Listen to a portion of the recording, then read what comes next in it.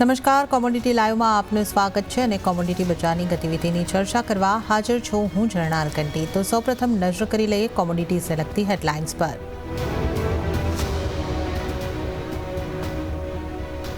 ક્રૂડના front પર રાહતના સમાચાર। ઓપેકના ડિમાન્ડ અનુમાન ઘટાડવાથી કાચા તેલમાં ઘટાડો આશરે 3.5% ઘટીને $70 પાસે આવ્યું બ્રેન્ટ, જોકે નીચલા સ્તરેથી કિંમતોમાં રિકવરી। સોનાની કિંમતોમાં રિકવરી। કોમેક્સ ઉપર સોનું $2,520 પાસે રહ્યું। ચાંદીમાં પણ 0.5% ઉછાળો। ડોલર ઇન્ડેક્સમાં નરમાશથી મળ્યો સપોર્ટ। બેઝ મેટલ્સમાં પણ ગઈકાલના નીચલા સ્તરેથી આવ્યો સુધારો। સ્થાનિક બજારમાં એલ્યુમિનિયમ સહિત તમામ મેટલ સુધર્યા। સૌથી વધુ કોપરની કિંમતો વધી। અને અમેરિકામાં કપાસના ઊભા પાકની સ્થિતિ બગડી। ફ્રાન્સિન વાવાઝોડાને કારણે પાકને નુકસાન। તો શરૂઆત કરીએ રૂપિયાના કારોબાર સાથે। તો રૂપિયાના કારોબારમાં ડોલર સામે રૂપિયો 1 પૈસા જેટલો મજબૂત થઈને 83.98 પ્રતિ ડોલરની સામે 83.97 પ્રતિ ડોલર ઉપર ખુલ્યો છે। અને ત્યારબાદ પણ આપણે જોઈએ તો એ જ સ્તરોની આસપાસ 83.93ની આસપાસ આપણને કારોબાર થતો અહીંયા આગળથી દેખાઈ રહ્યો છે। ડોલર ઇન્ડેક્સની વાત કરીએ તો ડોલર ઇન્ડેક્સ 101.34ની ઉપર આપણને અહીંયા આગળથી જોવા મળી રહ્યો છે। તો થોડું દબાણ ડોલર ઇન્ડેક્સમાં બનતું દેખાઈ રહ્યું છે। વધારે ચર્ચા કરીશું। ચર્ચામાં આપણી સાથે રિલાયન્સ સિક્યોરિટીઝના જીગર ત્રિવેદી જોડાયા છે। જીગરજી, સ્વાગત છે આપનું CNBC બજાર પર। અને જે રીતે આપણે અહીંયા આગળથી જોઈ રહ્યા છે કે એક રૂપિયો જે છે એ બિલકુલ ફ્લેટ છે અને થોડું દબાણ ડોલર ઇન્ડેક્સની અંદર। આગળ આપ કરન્સીની ચાલ કઈ રીતે જોઈ રહ્યા છો? Very good morning. રૂપીમાં તો બહુ ટાઈમથી 83, 80, 84ના લેવલ્સની આસપાસ જ માર્કેટ ફરી રહ્યું છે। સો આઈ ડોન્ટ થિંક કે રૂપીમાં કોઈ ડિસાઇસિવ કોલ લઈ શકાશે। મેં પહેલાં પણ કીધું છે કે 84ની ઉપર જશે તો જ એકવાર અહીંયા 84.20 માટે કહી શકાય કે પછી 83, 80ની નીચે આવે તો જ એકવાર રૂપી ફેવરેબલ કોલ લઈ શકાય। ક્રૂડમાં ગઈકાલે બહુ શાર્પ ફોલ આવ્યા, જો that is favourable for India, પણ અગેન રૂપીમાં કોઈ એટલી સ્ટ્રેન્થ નથી આવી। મને લાગે છે આરબીઆઈનું જે અહીંયા સ્ટેન્સ છે, બંને તરફથી જે માર્કેટને સ્ટેબલ કરી રહ્યું છે, જે એફર્ટ્સ નાખી રહ્યું છે, they are really commendable. So I think જ્યાં સુધી 83, 80, 84 આ બે લેવલ બ્રેક નહીં થાય, રૂપીમાં કોલ લેવો ડિફિકલ્ટ છે। ડોલર ઇન્ડેક્સના પોઈન્ટ ઓફ વ્યૂથી વાત કરીએ તો યસ, ઇટ ઇઝ સ્ટ્રગલિંગ। 101ની આસપાસ અત્યારે સ્ટ્રગલ કરી રહ્યું છે અને આજનો દિવસ ઇમ્પોર્ટન્ટ છે। સાંજે યુએસના CPI નંબર્સ આવવાના છે અને આવનારા દિવસોમાં હવે સેન્ટ્રલ બેંક્સની આઉટકમ આવશે। આવતીકાલે ECB છે અને નેક્સ્ટ વીકમાં ફેડ છે। સો મને લાગે છે ડોલર ઇન્ડેક્સમાં થોડું ઘણું અહીંયા વોલેટિલિટી માર્કેટમાં રહી શકે છે। 101નું બહુ સારો સપોર્ટ છે અને મને લાગે છે થોડી નબળાશ ડોલર ઇન્ડેક્સમાં આવી શકે છે। એટલીસ્ટ સોફ્ટનેસ ઇન્ટ્રાડેમાં તો આવી શકે છે। ફ્રોમ ધેટ એંગલ મે બી 83, 80 સુધી રૂપી આવી શકે, but I don't expect huge moves in રૂપી।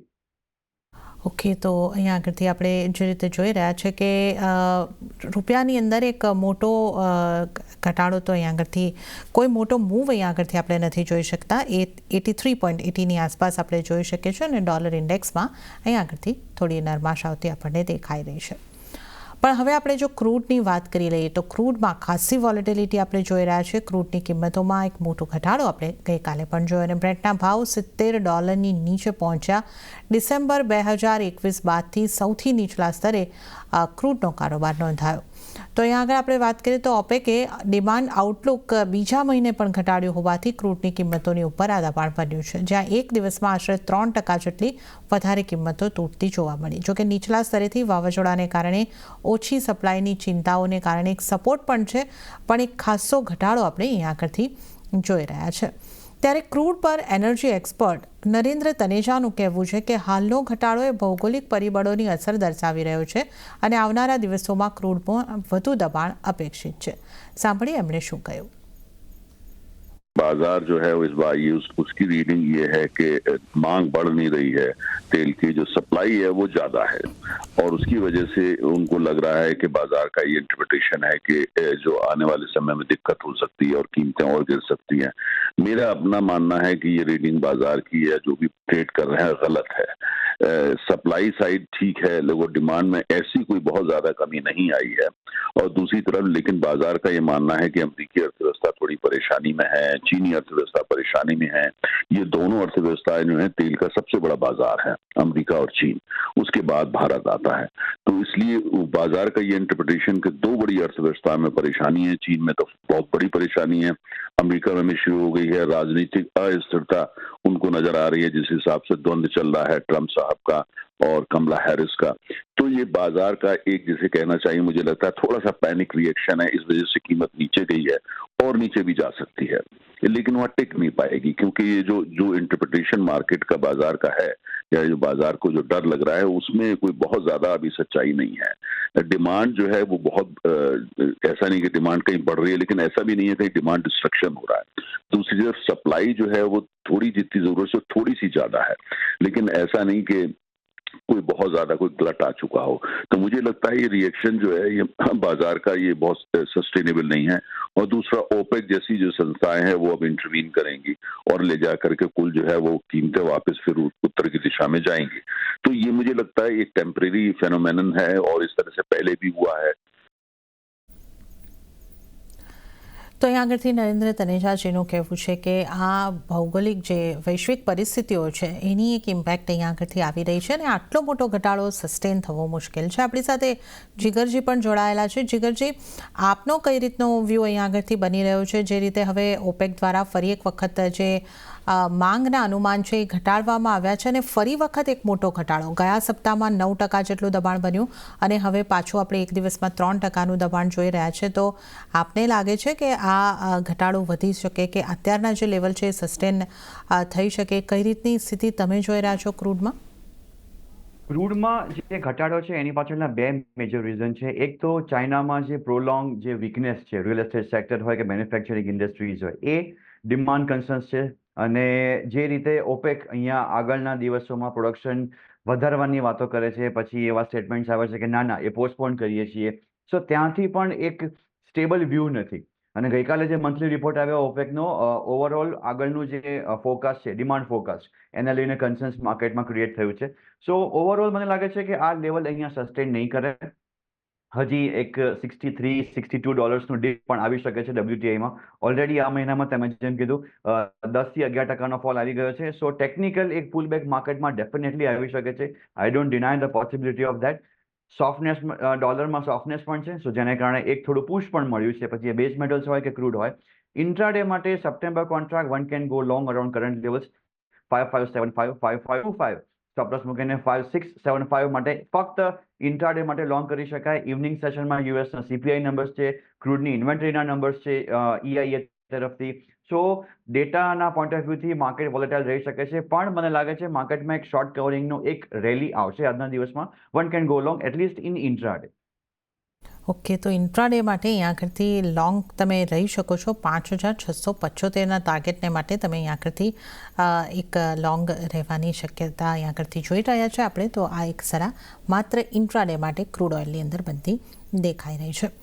પણ જીગરજી, જે રીતની આપણે અહીં આગળથી સ્થિતિ જોઈ રહ્યા છે કે ઇન્વેન્ટરીના આંકડા ઉપર માફ કરશો, હજી આપણી નજર હંમેશા બનેલી રહેતી હોય છે અને પાછલા 1-2 વીકથી આપણે જોયું કે ઇન્વેન્ટરીમાં ઘટાડો આવે છતાં પણ એટલો મોટો ઉછાળો ત્યાંથી નથી આવતો હોતો. અને જ્યારે આવા કોઈ ઘટાડા આવતા હોય છે, મોટા ઘટાડા જે આ રીતના આવ્યા છે 3%નો, એ રીતના ઓપેક તરફથી પણ કોઈક ને કોઈક એને કિંમતોને સાચવવા માટેના પગલાં લેવામાં આવતા હોય છે. હવે ફરીથી ઓપેક આવું કોઈક કરી શકે છે કે ઇન્વેન્ટરીના આંકડાઓ જો અહીંયા આગળથી કઈ રીતના આવવાની સંભાવના જોઈ રહ્યા છે ને એની કોઈ મોટી મુવમેન્ટ આપણને કાલે કોઈ નીચક રિએક્શન જોવાની શક્યતા ખરી? સી, આ 4 મહિના હવે બહુ ઇમ્પોર્ટન્ટ છે. US પ્રેસિડેન્શિયલ ઇલેક્શન આવવાનું છે અને ફેડ હોય કે ECB હોય, મોનેટરી પોલિસી સાયકલ હવે રિવર્સ થવાની છે. ઓપેક હવે એક્શનમાં આવી જશે, કારણ કે ક્રૂડના ભાવ આખું વર્ષ $80ની આસપાસ જે સ્ટેબલ હતું, હવે $65 પાસે આવી ગયું છે. અને ભૂલથી જો $62-61 આવી ગયું તો માર્કેટમાં નવા લેવલ્સ આવી જશે કે હવે $50 આવશે, $40 આવશે. તો જ્યારે એવા સ્ટેટમેન્ટ્સ આવશે માર્કેટમાં, ઓપેક તરફથી સ્ટેટમેન્ટ્સ આવી જશે કે અમારું જે પ્રોડક્શન ઇન્ક્રીઝ કરવાનો જે અમારો પ્લાન હતો એ આવનારા 6 મહિના માટે અમે પોસ્ટપોન કરીએ છીએ. સો આ ન્યૂઝ બેઝ વસ્તુ થઈ ગઈ છે અને બહુ જ વોલેટાઇલ વસ્તુ થઈ ગઈ છે. ઓફકોર્સ મેં જેમ કીધું કે ચાઇનાના મેન્યુફેક્ચરિંગ PMIમાં રિકવરી આવવી જોઈએ, રિયલ એસ્ટેટ સેક્ટરમાં રિકવરી આવી જોઈએ. સો ક્રૂડ હોય કે કોપર હોય કે સિલ્વર હોય એમાં પહેલો મૂવ આવશે. પણ આ બધી કોમોડિટીઝ એવી છે કે જો ચાઇનામાં રિકવરી નથી આવતી sustainable long term long lasting, તો પછી આ બધી બેઝ મેટલ્સ હોય કે કોપર હોય કે ક્રૂડ હોય કે સિલ્વર હોય એમાં રિકવરી આવવી મુશ્કેલ છે. ઓવરઓલ મને લાગે છે $62-63નું હજી એક ડીપ છે માર્કેટમાં. અને જે રીતનો ની જગ એક શાર્પ ફોલ આવ્યો છે ગયા વર્ષમાં પણ, ગયા મહિનામાં પણ અને અત્યારે પણ, ઓબ્વિયસ છે કે ઓપેક તરફથી સ્ટેટમેન્ટ્સ આવશે, રશિયા તરફથી સ્ટેટમેન્ટ્સ આવશે અને માર્કેટને થોડું સપોર્ટ કરશે અહીંયા. બટ મને નથી લાગતું કે હવે ફરીથી 75 સુધીની રેલી નિયર ટર્મમાં આવે. ઓકે, તો અહીંયા આગળથી આપણે ક્રૂડને જે ઘટાડો આવ્યો છે એની વાત કરી. જીગરજી, થોડું લાઇટર નોટ પર પણ આ ક્રૂડની કિંમતોના જે રીતે સરકતી દેખાય છે, આપણા સૌના અને આપણા દર્શકોના મનમાં સવાલ એ જ આવતો હશે કે આપણે માટે પેટ્રોલ ડીઝલ ક્યારે સસ્તું થઈ શકે? સરકાર આનો જવાબ આપી શકે, પણ કોઈ શક્યતા જોઈ રહ્યા છો આપ? Very very political stuff. આમાં તો સરકારનું બ્રેડ બટર છે. સો આઈ રિયલી ડાઉટ કે આના ઉપર કોઈ કોમેન્ટ આવી શકે. બટ નિયર ટર્મમાં ઇન્ડિયાના પોઈન્ટ ઓફ વ્યૂથી મને નથી લાગતું કે પ્રાઇસીસમાં કોઈ ઘટાડો આવે અને પોકેટમાં થોડું પોકેટ ફ્રેન્ડલી સિચ્યુએશન આવે. At least no, I don't think so. Okay, તો આ શક્યતા અત્યારે તો આપણને ઓછી દેખાઈ રહી છે, પણ ક્રૂડમાં ઘટાડો એક આપણી માટે એક પોઝિટિવ છે. પણ અત્યારે આપણે જે રીતે જોઈ રહ્યા છે ક્રૂડની સ્થિતિની વાત કરીએ, ટ્રેડિંગની વાત કરીએ, ઇન્ટ્રાડે માટે તમે ખરીદારી કરીને ચાલી શકો છો. આગળ વધીએ, નેચરલ ગેસની વાત કરી લઈએ તો શરૂઆતી કારોબારમાં સ્થાનિક બજારમાં નેચરલ ગેસની કિંમતો 0.5% વધુ તૂટતા 188ના સ્તરની પાસે આપણને પહોંચતી દેખાય છે. 187 ઉપર નેચરલ ગેસની કિંમતો. જીગરજી, નેચરલ ગેસ પર આપની કઈ રીતની સલાહ રહેશે? પ્યોરલી ટેકનિકલ, હવે 180ની આસપાસ અહીંયા એક સપોર્ટ બની ગયો છે માર્કેટમાં, બહુ સ્ટ્રોંગ કન્સોલિડેશન પણ થયું છે માર્કેટમાં. 180ની નીચે જ એક શાર્પ ફોલ આવશે 170 સુધીનો. અત્યારે તો મને એમ લાગે છે જો માર્કેટ સ્ટેબલ થાય 190ની ઉપર જાય, in fact September contract, one should go long at 190, 185 stop loss, 200 is target. તો સોનાના કારોબારની આપણે વાત કરી લઈએ. ડોલર ઇન્ડેક્સમાં દબાણને કારણે સોનાની કિંમતોને સપોર્ટ મળ્યો, જ્યાં કોમેક્સ ઉપર સોનું $2520 પાસે રહ્યું, તો સ્થાનિક બજારમાં ફ્લેટ ટુ પોઝિટિવ કારોબાર જોવા મળી રહ્યો છે. તો 72,064 ઉપર આપણે સ્થાનિક બજારની અંદર કારોબાર જોઈ શકીએ છીએ. 5% આસપાસની રિકવરીનો પ્રયાસ સોનાની અંદર થતો દેખાઈ રહ્યો છે. થોડી એવી નાની રેન્જની અંદર ખરીદારી અહીંયા આગળથી આપણે જોઈ રહ્યા છે. તો જે રીતે આપણે મોંઘવારીના આંકડાઓની રાહ જોઈ રહ્યા છે, તો એના પહેલાં કઈ રીતે સોનાની અંદર કારોબાર કરવો જોઈએ, જીગરજી? ડોલરમાં સોફ્ટનેસ છે, સો ગોલ્ડ અને સિલ્વર બંનેમાં લોંગ કરી શકાય. ગોલ્ડમાં આપણે એક વસ્તુની વાત અહીંયા ધ્યાન રાખવું જોઈએ કે આજે સાંજે યુએસના CPI નંબર્સ છે, કાલે ECBની મિટિંગ છે, આઉટકમ છે, નેક્સ્ટ વીક ફેડરલ રિઝર્વનું આઉટકમ છે. સો આ બધા જ ન્યૂઝની વચ્ચે, ઇકોનોમિક ડેટા રિલીઝની વચ્ચે ડોલર સોફ્ટનેસ એક છે એ ગોલ્ડની ફેવરેબલ છે. સેન્ટ્રલ બેન્ક્સનું બાઇંગ સ્લોલી એન્ડ ગ્રેજ્યુઅલી ગોલ્ડમાં વધ્યું છે. SPDR gold ETF safe haven બાઇંગમાં ગોલ્ડમાં વધ્યું છે. સો ઓવરઓલ મને લાગે છે 2530-35 સુધીના લેવલ્સ 1 કે 2 દિવસમાં જોવા મળી શકે છે ગોલ્ડમાં. અને ઓક્ટોબર કોન્ટ્રાક્ટ જે અહીંયા 72,046, 72,050ની આસપાસ છે, one should go long at 72,050, 71,950 stop loss રાખીને 72,450ના ટાર્ગેટ માટે અહીંયા ગોલ્ડમાં લોંગ કરી શકાય. ઓકે, તો અહીંયા આગળથી ગોલ્ડમાં લોંગ કરવાની સલાહ અહીંયા આગળથી બનતી દેખાઈ રહી છે. 71,950ના સ્ટોપ લોસ ધ્યાને રાખો અને 72,000ની ઉપરના ટાર્ગેટને માટે તમે અહીંયા આગળથી ગોલ્ડની અંદર લોંગ સાઇડ ખરીદીને કારોબાર કરી શકો છો. તો આ સલાહ સોનાની ઉપર બનતી દેખાઈ રહી છે. તો સોનાની આપણે અહીંયા આગળથી વાત કરીએ અને સાથે જો ચાંદીની પણ વાત કરી લઈએ તો ચાંદીમાં પણ વૈશ્વિક બજારમાં ભાવ 0.5% જેટલા વધ્યા છે, જ્યારે સ્થાનિક બજારમાં 0.5% કરતાં વધારેની ખરીદારી આવતા 84,140, 84,280 સુધી કિંમતો હાલ આપણે જોઈ શકીએ છીએ. એટલે 0.5%ની મજબૂતી અને કોમેક્સ ઉપર 28.54 ઉપર, એટલે 0.5%ની મજબૂતી ચાંદીમાં આવતી દેખાઈ રહી છે. જીગરજી, ચાંદીને આપ હવે અહીંયા આગળથી કઈ રીતે જોઈ રહ્યા છો? ફરી પાછું આપણે $28.5 આસપાસ ચાંદીની કિંમતોને પહોંચતી જોઈ રહ્યા છે. કઈ રીતની સલાહ રહેશે ચાંદી પર આપની? ઇન્ટરનેશનલ માર્કેટમાં ગોલ્ડ ટુ સિલ્વર રેશિયો 89 કે 90ની આસપાસ પહોંચી ગયો છે, જે 92-93 જવાના ચાન્સીસ છે. સિલ્વર મને લાગે છે ગોલ્ડને આઉટ પરફોર્મ કરી શકે આ મહિનામાં.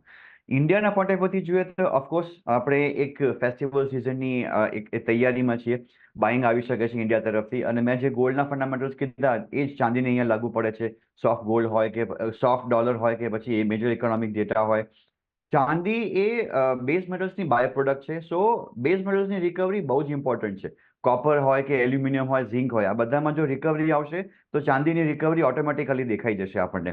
28.50ની ઉપર જો કોમેક્સમાં સસ્ટેન કરે છે ઇન્ટ્રાડેમાં, તો મને લાગે છે 28.80 29 સુધી 1 કે 2 દિવસમાં માર્કેટ જઈ શકે છે. સો ચાંદીમાં પણ મને કન્વિક્શન આજે પોઝિટિવ જ છે.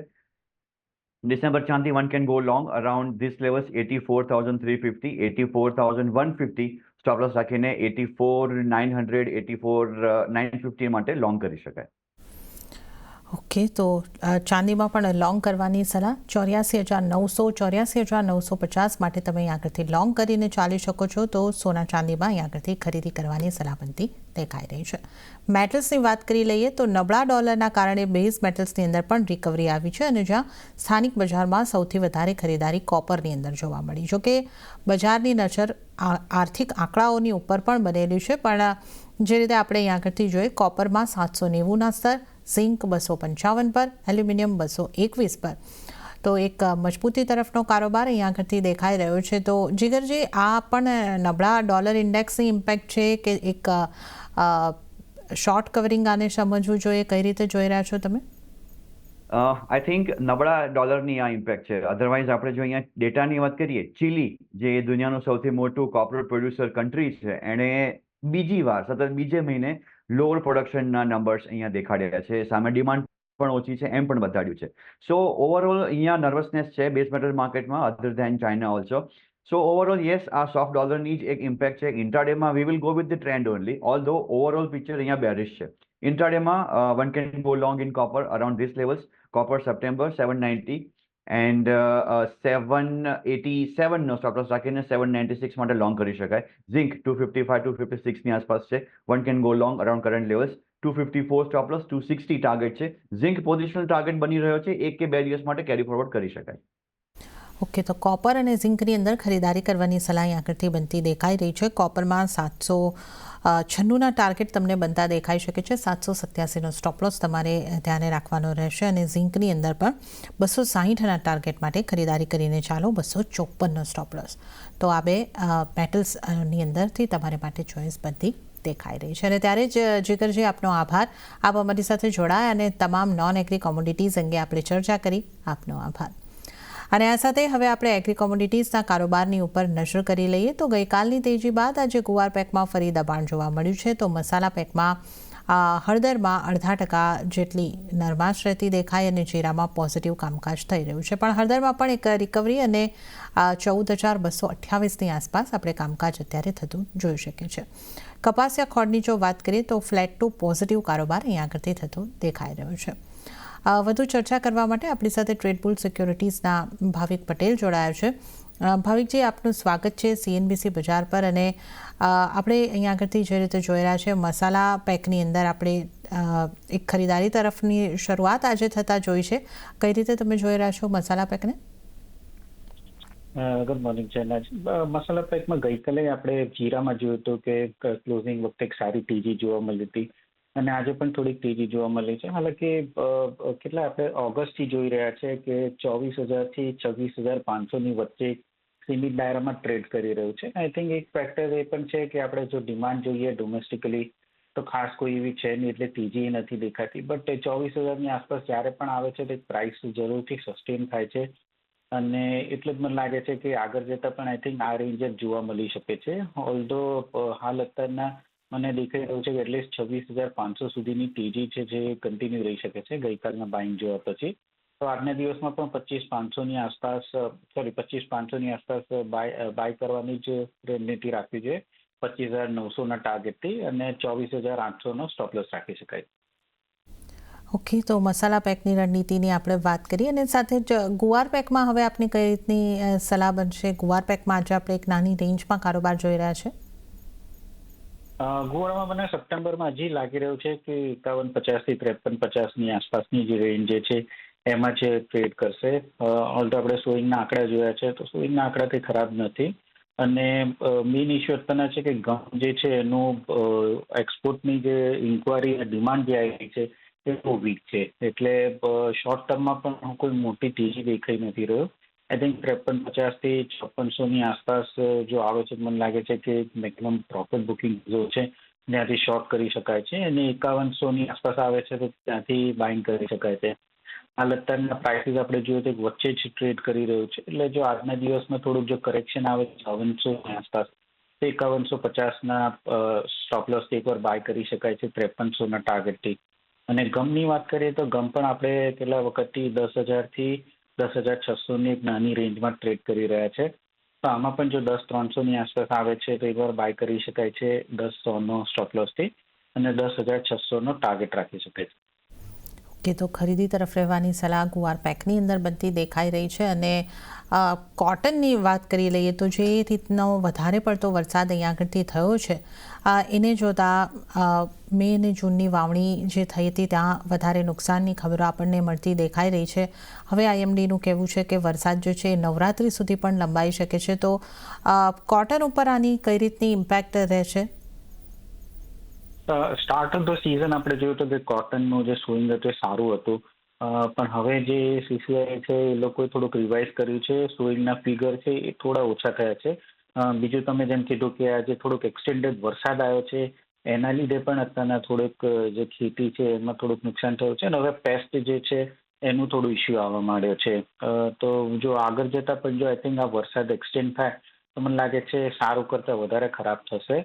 ઓવરઓલ અત્યારના વર્લ્ડ માર્કેટમાં જોઈએ તો એટલીસ્ટ યુએસમાં બ્રાઝિલમાં ક્રોપ થોડોક સારો છે, બટ આપણે ત્યાં આઈ થિંક થોડુંક ઓછું છે, તો એના લીધે જ આપણે જોઈ રહ્યું છે કે કપાસ ને કપાસિયા ખોળ છે એમાં સ્લાઇટ તેજી જોવા મળી રહી છે. મને લાગે છે કે આઈ થિંક આ જે તેજી છે કપાસિયા ખોળ ડિસેમ્બર કોન્ટ્રાક્ટમાં છે એ પણ કન્ટિન્યુ થઈ શકે છે. 3,060 થી 3,070 સુધી આપણને જોવા મળી શકે છે 3 થી 4 દિવસના ગાળામાં. તો 3,000ની આસપાસ એકવાર કપાસિયા ખોળ જે ડિસેમ્બર કોન્ટ્રાક્ટ છે એ બાય કરી શકાય છે 3,060ના ટાર્ગેટથી, અને 2970નો સ્ટોપ લોસ રાખી શકાય. ઓકે, તો કપાસિયા ખોળમાં ખરીદી કરીને ચાલવાની સલાહ અહીંયા કરતી ખાસ બનતી દેખાઈ રહી છે. અને ત્યારે જ ભાવિકજી, આપનો આભાર, આપ અમારી સાથે જોડાયા અને એગ્રી કોમોડિટીઝ અંગે ચર્ચા કરી, આપનો આભાર. અને આ સાથે જ કોમોડિટી લાઈવમાં હાલ પૂરતું આટલું જ. હાલ મને પણ આપશો રજા, પણ વધુ અપડેટ અને સમાચારો માટે આપ CNBC બજાર સાથે જોડાયેલા રહો. અને આગળ મારા સહયોગી પ્રીતિ દલાલ આપને માટે લઈને આવશે બજાર હેલ્પલાઇન.